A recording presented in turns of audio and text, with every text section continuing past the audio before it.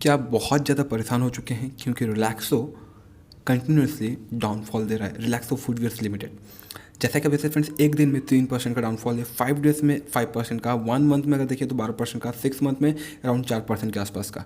तो क्या आप इसे सेल करना चाहते हैं? क्या आपको पता भी है या नहीं इसके फंडामेंटल्स या नहीं? क्या आपको यहाँ पे बाई करना चाहिए या नहीं? इसे कंटिन्यूसली होल्ड करना चाहिए या नहीं?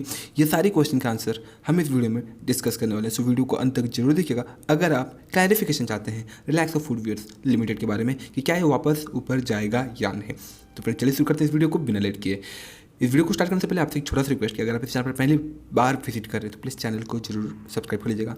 एंड मेरा नाम है राहुल राय। एंड इसके अलावा अगर आपको किसी भी कोई भी क्वारी हो तो आप हमारे टेलीग्राम चैनल से जुड़ करके वहाँ पर आप 1-to-1 क्वेश्चन कर सकते हैं। ठीक है, तो जैसा कि आप देख सकते हैं फ्रेंड्स, यहाँ पर हमको 6 मंथ में अराउंड 4% का लॉस देखने को मिला, डाउनफॉल। जब हम YTD देखते हैं दैट मीन्स 2022 से स्टार्ट हुए हैं अब तक जो है अराउंड 16% का डाउनफॉल। ठीक है, कोई इशू नहीं है। अब हम देखते हैं इसकी 1 ईयर का चार्ट पैटर्न। 1 ईयर में अगर आप देखते हैं तो आपको देखने को मिलेगा कि अराउंड 32% का रिटर्न से आपको दे चुकी है। अच्छी बात है, बहुत अच्छा बात है ये 32%। ठीक है, कुछ ज़्यादा नहीं है, बहुत कम भी नहीं, 32% सफिशिएंट। जब हम इसका 5 ईयर्स का चार्ट पैटर्न देखते हैं तो अराउंड 300% का रिटर्न। अब क्या चाहिए आपको? अगर कोई कंपनी 300% रिटर्न दे रही है, ठीक ठाक है। एंड अगर आप देखोगे इसका चार्ट पैटर्न तो आपको कंटिन्यूसली धीरे धीरे ऊपर जाते हुए देखने को मिल रहा है। एंड हर बार ये अपना डाउनफॉल जो भी रहता है इसका, वो अपने डाउनफॉल का रिकॉर्ड को तोड़ती है, फिर ऊपर जाती है, फिर थोड़ा डाउनफॉल प्लेन चलती है, फिर ऊपर जाती है। जैसा कि आप देख सकते हैं इस प्रकार से जो इसका चार्ट पैटर्न हमें मूव होते हुए देखने को मिल रहा है। दैट मीन्स कि चार्ट पैटर्न हमें पॉजिटिव इंडिकेटर दे रहा है। दैट मीन्स कि आने वाले समय में आपको अच्छा खासा रिटर्न मिल सकता है अगर आप पेशेंस रखेंगे तो ही। विदाउट पेशेंस नहीं हो सकता। अब मैं ये क्यों बोल रहा हूँ, चलिए देख लेते हैं इसका फंडामेंटल्स। क्योंकि अगर कंपनी तो अपना फंडामेंटल दैट मीन्स की बिजनेस अगर अच्छी कर रही होगी तो आपको वहाँ पर घबराने की ज़रूरत नहीं होती है। सो मैक्स की चार्ट पैटर्न देखने से आपको मालूम पड़ता है कि यार अभी तक जो है कंपनी 7000% का रिटर्न दे चुकी है। ठीक है, तो अब हम इसके फाइनेंशियल नंबर देख लेते हैं। लेकिन उससे पहले अगर आप देखें यहाँ पर तो आपको मार्केट कैप देखने को मिलेगा अराउंड 27,000 करोड़ की जो इसकी मार्केट कैप। ठीक है, एंड अगर इसकी 52 वीक्स हाइएस्ट एंड लोवेस्ट की बात करें तो लोवेस्ट में ये 81 रुपीज़ था एंड हाइएस्ट की बात करें तो 1448 अराउंड 1450 रुपये के आसपास जो इसका हाईएस्ट 52 वीक्स हाईएस्ट प्राइस था। एंड अभी अगर आप देखें तो फ्रेंड्स ऑलमोस्ट अपने 52 वीक्स हाईएस्ट के आसपास ये हमें ट्रेड होते देखने को मिल रहा है। एंड यहाँ अगर आप देखें फ्रेंड्स तो बहुत ही ऊपर चला गया था एंड दैट्स वाई यहाँ पर आपको थोड़ा जो है करेक्शन देखने को मिल रहा है। तो जैसा कि मैंने आपको बताया था मार्केट कैप अराउंड 27,000 करोड़ के आसपास जो इसकी मार्केट कैप है, 27-28 के आसपास, कोई इशू नहीं है। अगर हम इसकी फ्रेंड्स फेस वैल्यू की बात करें तो जस्ट 1 है। दैट मीन्स कि बहुत बार ये स्प्लिट भी दे चुका है। ठीक है, एंड बुक वैल्यू पर शेयर जस्ट 63 रुपीज़ है। एंड बेस पे अगर देखिए पीवी रेशियो आपको देखने मिल रहा है 17। दैट मीन्स कि बहुत ही प्रीमियम ट्रेड प्राइस पे जो है ट्रेड हो रहा है। कंपनी अच्छी है, दैट्स वाई आपको यहाँ पर ये प्रीमियम प्राइस में ट्रेड होते हुए देखने को मिल रहा है। सेक्टर पे की अगर बात करें तो 109 है एंड उसी बेसिस पे TTM कंपनी का पी रेशियो भी ऑलमोस्ट उसी के आसपास है। तो ठीक ठाक, कुछ ज़्यादा भी नहीं, बहुत कम भी नहीं है। एंड इवन कंपनी आपको डिविडेंड भी देते हुए देखने को मिल रही है 0.22%। तो अब इसके फाइनेंशियल देख लेते हैं। सो अगर हम फाइनेंशियल की बात करें तो हम स्टैंड अलोन में नंबर्स देख रहे हैं एंड यहाँ पर आपको देखने को मिलेगा कि 2021 में कंपनी ने रेवेन्यू जनरेट किया था 2360 करोड़ के आसपास की। एंड उससे पहले 2400 करोड़ के आसपास जो है इनका रेवेन्यू था। एंड उससे पहले 2200, उससे पहले 1900, उससे पहले 1600। दैट मीन्स कि अगर आप देखें तो कंपनी ईयर ऑन ईयर में जो है अपना सेल्स ग्रोथ दे रही है। ठीक है, कोई इशू नहीं है। नेट प्रॉफिट की अगर बात करें तो 2021 में कंपनी ने हाईएस्ट नेट प्रॉफिट जनरेट किया था 291 करोड़ का। उससे पहले 226 करोड़, उससे पहले 176 करोड़। अगेन नेट प्रॉफिट में भी कंपनी धीरे धीरे ईयर ऑन ईयर में ग्रोथ दे रही है। वन मोर पॉजिटिव पॉइंट अब इसमें स्टार जोड़ सकते हैं कि हाँ हम इसे और एक मार्क देते हैं इसकी फाइनेंशियल नंबर्स की वजह से। तो अब हम यही नंबर क्वार्टरली में देख लेते हैं। सो अगर क्वार्टरली की बात करें तो आपको देखने को मिलेगा 2020 के दिसंबर में 672 करोड़ की इनकी रेवेन्यू हुई थी एंड 2021 के दिसंबर क्वार्टर में 743 करोड़ की। लेकिन उससे पहले 714 करोड़ की इनकी रेवेन्यू थी। तो इस बेसिस पे अगेन हमें नंबर्स ठीक ठाक देखने को मिल रहे हैं in the numbers of revenue. But वहीं जून में 497 करोड़ की इनकी रेवेन्यू हुई थी। अब हम देख लेते हैं net profit. So net profit की बात करें तो यहाँ पर आपको थोड़ा सा जो है ऑलमोस्ट कुछ खास नहीं बट ठीक ठाक देखने को मिलेगा। 2020 के दिसंबर में 90 करोड़ एंड 21 के दिसंबर में जस्ट 70 करोड़ का हमें यहाँ पर नेट प्रॉफिट देखने को मिल रहा है। तो यहाँ पर आप बोल सकते हैं net profit as compare to quarterly यहाँ पर हमें थोड़ा बहुत जो डाउनफॉल होते हुए देखने को मिल रहा है। लेकिन जब आप कंपेयर करते हैं रिसेंट क्वार्टर से 68 करोड़ था 2021 के सेकेंड क्वार्टर में एंड उसके बाद थर्ड क्वार्टर में 70 करोड़। कुछ ही दिनों के बाद या फिर कुछ ही महीनों के बाद अगेन इस कंपनी का फोर्थ क्वार्टर का भी आपको नंबर्स देखने को मिलेगा। एंड अगर कंपनी अगेन फोर्थ क्वार्टर में भी अच्छा नंबर देती है तो यहाँ पर आपको अगेन ऊपर जाते हुए देखने को मिलेगी। बट अगर नीचे आती है दैट मीन्स कि अगर नेट प्रॉफिट इनका कम होता है या फिर रेवेन्यू वगैरह कम होता है तो अगेन आपको यहाँ पे डाउनफॉल होते हुए देखने को मिल सकता है। सो अगर ओवरऑल बात करें तो यहाँ पर हमें देखने को मिल रहा है कि ईयरली कंपनी अच्छा रिस्पॉन्स कर रही है, अच्छा बिजनेस कर रही है, लेकिन क्वार्टरली थोड़ा बहुत हमें यहाँ पर करेक्शन डाउनफॉल देखने को मिल रहा है। सो इसके बाद हम देखते हैं इसके फाइनेंशियल नंबर। सो अगर आप देखें तो 2017 में जस्ट 500 एंड 600 करोड़ के आसपास इनकी रिजर्व सरप्लस थी, उसके बाद 750 करोड़, उसके बाद 2019 में 1100 करोड़ के आसपास, उसके बाद 2020 में 1200 करोड़ के आसपास इनके पास रिजर्व एंड सरप्लस था, एंड 2021 में 1547 करोड़ के आसपास इनका रिजर्व एंड सरप्लस हमें देखने को मिला। दैट मीन्स ये कंपनी ईयर ऑन ईयर में जो है अपना रिजर्व एंड सरप्लस भी ग्रोथ कर रही है, बढ़ा रही है, एंड अच्छा खासा आपको ग्रोथ देखने को मिल रहा है इन रिजर्व एंड सरप्लस में। क्या कंपनी ने लॉन्ग टर्म बोरोइंग ली है तो लास्ट 5 ईयर्स में किसी टाइप को कोई भी लॉन्ग टर्म बोरोइंग नहीं ली है कंपनी है। अगर हम शॉर्ट टर्म बोरोइंग की बात करें तो हाँ 2020 में अराउंड 20 करोड़ के आसपास इनके शॉर्ट टर्म बोरोइंग थी, बट 2021 में नील। दैट मीन्स ये कंपनी जो है अपना लोन भी कम कर लिया है। अब main factor cash and cash equivalent. तो जैसा कि आप देख सकते हैं कंपनी के पास कैश एंड कैश इक्विवेलेंट है अराउंड 7.7 करोड़ के आसपास जो इनके पास कैश एंड कैश इक्विवेलेंट है, जो कि हमें यहाँ पर बहुत ही कम देखने को मिल रहा है। हाँ बोल सकते हैं कंपनी के पास लोन नहीं है तो इस हिसाब से हम इसे डेट फ्री बोल सकते हैं।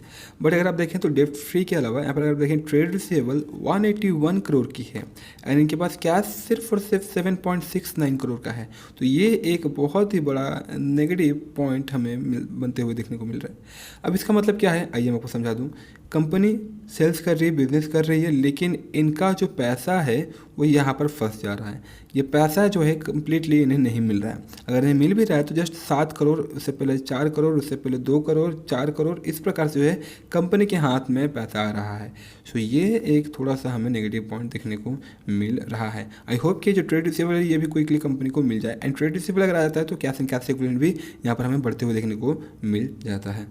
So financial numbers and balance sheet के नंबर्स के बाद अब हम देखते हैं इसके share holding pattern. Share holding pattern से हमें पता चलता है कि क्या इनके जो प्रोमोटर्स हैं वो इंटरेस्टेड है या नहीं इस कंपनी को लेकर के, एफआईज वगैरह इंटरेस्टेड है या नहीं। तो आइए देख लेते हैं। सो अगर आप यहाँ पर देखें तो प्रोमोटर्स की होल्डिंग अराउंड 70.78% के आसपास है।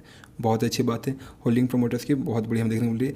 इवन अगर देखें तो डीआईएस की होल्डिंग 7% एंड एफआईज की होल्डिंग अराउंड 3.81% के आसपास है। बहुत अच्छी बात है। अगेन पब्लिक की होल्डिंग अगर देखें तो अराउंड 20% के आसपास। सो ठीक है, ये और कम होता है तो और अच्छा लगता है, लेकिन ठीक है स्टार्टिंग स्टेजेस में 20% ठीक है। अब हम देख लेते हैं कि आप पब्लिक की होल्डिंग में कोई बड़े इन्वेस्टर हैं। सो हम यहाँ पर क्लिक करते हैं एंड आप देख सकते हैं जी हाँ फ्रेंड्स, बॉडीज कॉर्पोरेट ने अराउंड 10.52% होल्ड किया है। उसके बाद वीएलएस सिक्योरिटीज़ लिमिटेड ने 6.26, फाइनेंस लिमिटेड ने अराउंड 3.7%। दैट मीन्स कि ये जो वीएलएस कंपनी है इसने यहाँ पर अपने 6 एंड 3 अराउंड 10% की होल्डिंग बना कर रखी है। 10-20% यहीं पे चला गया एंड रेस्ट किसके पास है, हम और आप जैसे जो रिटेल इन्वेस्टर्स हैं उनके पास है। दैट मीन्स कि 18% का 20% बड़े बड़े इन्वेस्टर्स होल्ड किए हैं एंड रेस्ट बचाता है जो वो हम और आप जैसे इन्वेस्टर्स यहाँ पर इन्वेस्ट कर रहे होते हैं उनके पास होल्डिंग्स होती है। ठीक है, सो यहाँ पर हमने देखा शेयर होल्डिंग पैटर्न भी हमें अच्छा खासा देखने को मिल रहा है। अब हम देख लेते हैं कि प्रोमोटर्स की होल्डिंग प्लेज में है। So good news again, last 5 quarters में से एक बार भी जो है कंपनीज के प्रोमोटर्स ने अपनी प्लेजिंग नहीं बनाई है। अगेन 1 मोर स्टार यहाँ पर। एंड यहाँ पर कुछ की पॉइंट्स होते हैं जिन्हें आपको देख लेना चाहिए, जो कि यहाँ बताया जा रहा है कि प्रोमोटर्स ने जो है अपनी होल्डिंग कम की है, बट कितना, जस्ट कुछ परसेंटेज। सो ये भी ज़्यादा मैटर नहीं करता है। एंड इसके बाद अगर देखें तो म्यूचुअल फंड्स ने जो है अपना अगेन शेयर कम किया है, वो भी कितना, वो भी कुछ परसेंटेज, जस्ट परसेंटेज उन्होंने भी कम किया है। इससे भी कोई कुछ खास फर्क नहीं पड़ता है। म्यूचुअल फंड्स की अगर बात करें तो remain unchange, numbers of mutual fund scheme same है। ठीक है, यहाँ पर और एक प्लस पॉइंट क्या है कि FIIs and FPI foreign institution investors जो है यहाँ पर अराउंड अपनी होल्डिंग थोड़ी बहुत बढ़ाई है, 3.56 से 3.81। वो भी अगेन यहाँ पर भी कुछ परसेंटेज जो है उन्होंने बढ़ाया है। कंपेरिजन की बात करें रिलैक्स के साथ बाटा है, बाटा के साथ मेट्रो, ये सारी जो है आपको देखने मिले फुटवेयर्स कंपनी है, उनके ये कॉम्पिटिटर्स है। सो यहाँ पर हम उनके नंबर्स भी देख सकते हैं, चेंजेस देख सकते हैं कितना किस में ज़्यादा आया है। तो सबसे ज़्यादा डाउनफॉल देख सकते हैं आप यहाँ पर देखने को मिला हमें रिलैक्सो में। सो ठीक है, इस हिसाब से थोड़ी बहुत जो डाउनफॉल होती रहती है क्योंकि कोई भी कंपनी कंटिन्यूसली ऊपर नहीं जा सकती है। सो अब हम थोड़ी सी इनकी अबाउट सेक्शन देख लेते हैं। सो अगर अबाउट सेक्शन की बात करें तो ये है about section. Relaxo footwears limited started off with the manufacturing of Hawaii slippers and subsequently diversified into manufacturing casuals, joggers, school and leather shoes. सो ये सारी कंपनीज, ये कंपनी जो है इस प्रकार के सारे बिजनेस करती थी। एंड इसके अलावा अगर आपको डिटेल में पढ़ना है तो मैंने आपको दे रखा है, आप वीडियो पॉज करके सारे के सारे इनके अबाउट में पढ़ सकते हैं, फिर आप गूगल भी कर सकते हैं। सो बेटर होगा कि आप खुद से ही जो है इसकी रिसर्च कर ले, बेटर होता है।